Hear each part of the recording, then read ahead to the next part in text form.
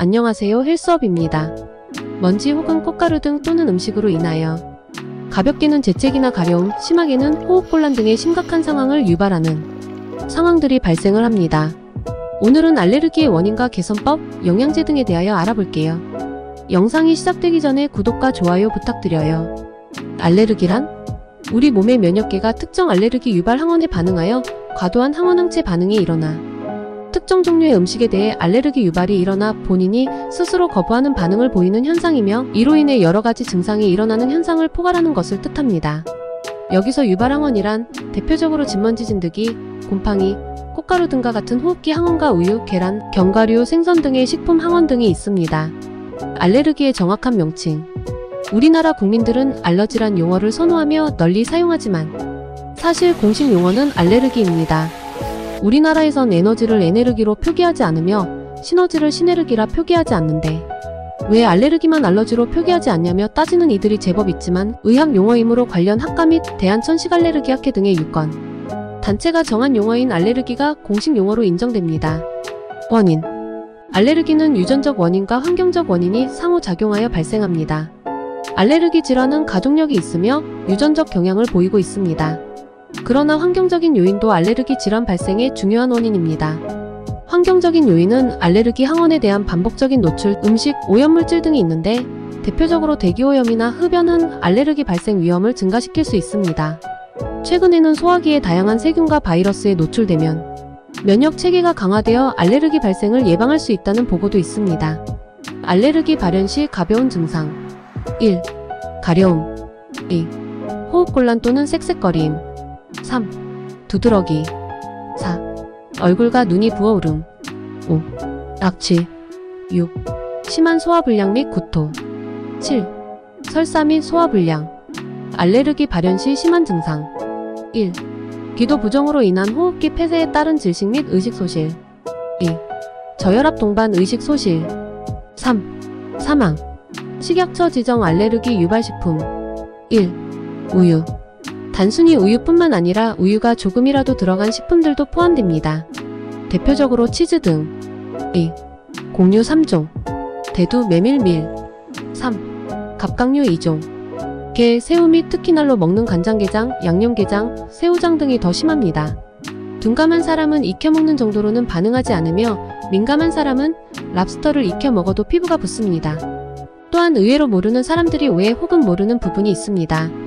한국에서 생산되는 라면이나 침류의 과자에는 소량의 새우 혹은 게 등의 갑각류 분말이 들어가며 매우 소량이지만 알레르기란 게 워낙 유발량이나 트리거가 다양하기에 유의해야 합니다. 4. 견과류 3종 땅콩, 호두잣 5. 생선류 1종 고등어 외 홍어 6. 아황산류 및 아질산류 햄, 소시지 7.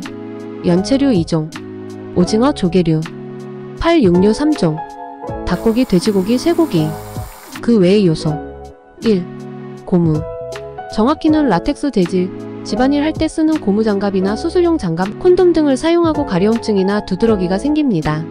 2. 고양이. 주로 고양이의 타액 등에 의해 발현됩니다. 3. 곰팡이 4. 각질 5. 꽃가루 6. 진드기 7. 털. 강아지, 고양이, 사람 등 모든 포유류 털을 의미합니다. 8. 햇빛.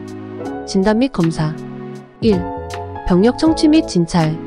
알레르기 질환의 가족력 유무, 알레르기 반응의 최초 시작 연령, 발생 빈도, 지속시간 등을 파악합니다. 또한 알레르기 반응을 유발하는 원인 항원먼지, 꽃가루, 음식 등에 대해서도 병력 청취를 통해 알아낼 수 있습니다. 알레르기 반응을 유발하는 항원을 찾아내는 것이 진단과 치료의 주요한 목표이므로 알레르기 시작 시점, 발생 빈도, 계절성 여부 등을 알아내는 것이 중요합니다. 이전 치료를 받은 경우 치료에 대한 반응 등도 진단에 도움이 됩니다. 2. 임상검사 1. 피부단자 검사. 원인이 되는 알레르기 항원을 찾기 위한 검사로서 각각의 항원 용액을 희석하여 만든 다음 이를 환자의 피부에 각각 바른 후에 소독된 바늘로 찌릅니다. 15분에서 20분 뒤에 피부가 부어오른 정도로 알레르기 반응 정도를 판단하며 발진 및 3mm 이상 두드러기가 생기면 양성으로 판독합니다. 음성인 경우는 알레르기를 유발하는 항원이 아니라고 판단할 수 있고, 양성인 경우에는 환자의 병력과 종합하여 판단할 수 있습니다.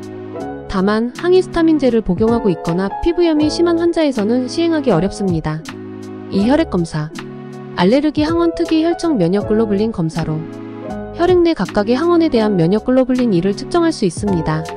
항히스타민제를 복용 중이거나 피부염이 심한 환자에서도 실시할 수 있으나 비용이 많이 들고 결과 확인에 시간이 걸리는 단점이 있습니다.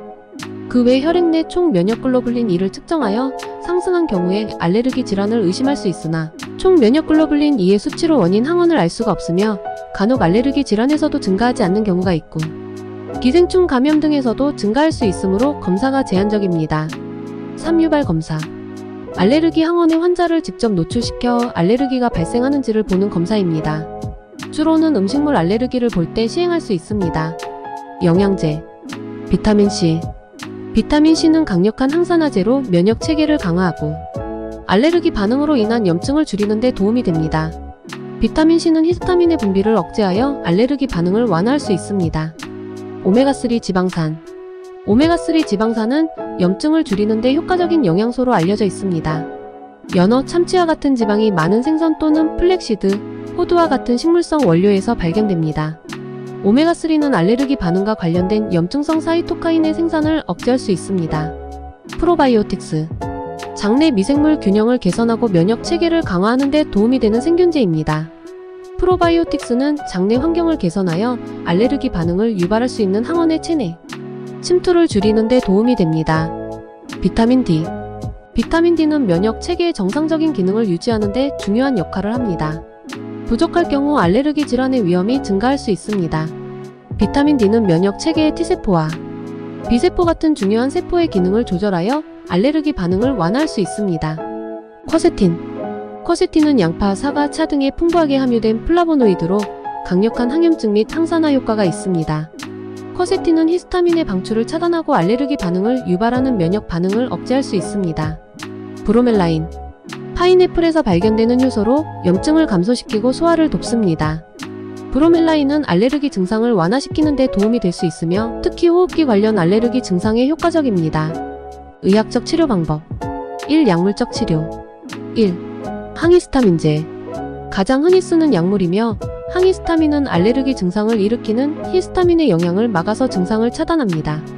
알레르기의 종류에 따라 항히스타민제는 경부용, 전비약코에 넣는 약, 점안액, 로션이나 크림 등으로 사용할 수 있습니다. 항히스타민제는 콧물, 재채기, 코가려움증, 피부가려움증 등과 같은 증상에는 효과가 있으나 천식에는 효과가 없으며 비염 증상 중 코막힘 증상의 치료에도 효과가 적습니다. 2. 부신피질 스테로이드제. 스테로이드제. 부신피질 스테로이드제는 알레르기 질환 및 천식 치료에 중요한 약제입니다. 경구 혹은 주사 형태의 전신적 투여와 피부, 코 기관지에 직접 투여하는 국소적 투여로 구분할 수 있습니다. 급성이나 중증의 천식 및 알레르기 질환에서는 전신적으로 투여하지만 만성 천식 환자, 알레르기, 비염, 아토피 피부염 등의 경우에는 국소적으로 투여합니다. 천식 치료에는 주로 흡입제 형태, 알레르기 비염에는 전비 스프레이의 형태로 사용합니다. 3. 류코트리엔 조절제. 천식이나 알레르기 비염에서 발생하는 염증에 중요하게 관련하는 류코트리엔이라는 물질을 억제하는 류코트리엔 조절제 또는 류코트리엔 수용체 기량제는 비염이나 천식 치료에 효과적으로 사용하면서 경구로 복용할 수 있는 약입니다. 4. 기타. 아나필락시스 등의 중증 알레르기 반응이 발생한 경우 응급치료를 해야 하므로 응급실에 내원해야 합니다. 드물지만 중증 알레르기 반응을 경험한 환자는 에피네프린자가 주사기 등을 가지고 다니는 경우도 있습니다. 이 면역요법. 전통적인 방법은 항원을 피하로 주사하는 것이지만 최근에는 혀 밑에 알레르겐을 투여하는 설화 면역요법도 많이 이용되고 있습니다. 그러나 면역요법은 모든 환자에게 효과적인 것은 아니므로 면역요법을 시행하면서 증상의 호전 유무를 꼭 확인해야 합니다. 면역요법은 최소 3에서 5년을 유지하는 것이 원칙이며 치료기간이 짧으면 다시 증상이 재발할 가능성이 높습니다. 면역요법을 시행한 지 1년 이상 지나도 증상이 호전되지 않거나 아나필락시스와 같은 심각한 전신 부작용이 발생한 경우 면역요법 중 환자의 협조가 이루어지지 않는 경우에는 치료를 중단해야 합니다. 결론. 아쉽게도 현대의 의학기술로는 완치가 거의 불가능한 불치질환입니다. 하지만 일단 증상을 약화시켜주는 방법이 여러 개발된 상태이기에 유명한 다른 불치병들에 비하면 상황이 매우 좋아진 편입니다. 개인이 제일 준비할 수 있는 건강한 생활 습관과 여러 영양제 섭취, 운동 등으로 면역력을 향상시키는 것이 제일 도움이 될 수 있겠습니다. 건강 혹은 미용 관련 필요한 정보가 있다면 댓글로 부탁드리고 영상이 괜찮았다면 구독과 좋아요 부탁드려요.